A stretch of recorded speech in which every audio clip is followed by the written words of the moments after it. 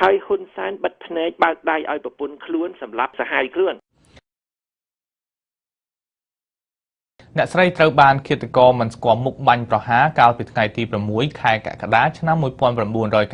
1999នៅតាមផ្លូវសាធារណៈទាំងកណ្ដាលថ្ងៃត្រង់ហើយបានទទួលមរណភាពនៅឯមន្ទីរពេទ្យកាឡាម៉ែតនៅវេលាម៉ោង 6 កន្លះព្រឹកត្រូវនឹងថ្ងៃទី13 ខែកក្កដាឆ្នាំ1999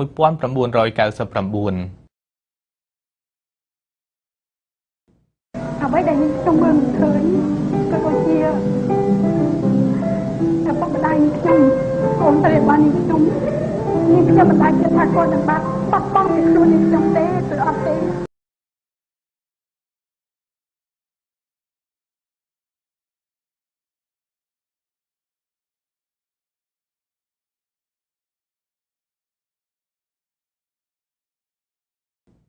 អ្វីដែលខ្ញុំមើលឃើញ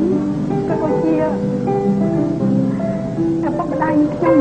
កូនប្រុសរបស់ខ្ញុំមិនដាច់ថាគាត់នឹងបាត់បង់ពីខ្លួនខ្ញុំទេឬអត់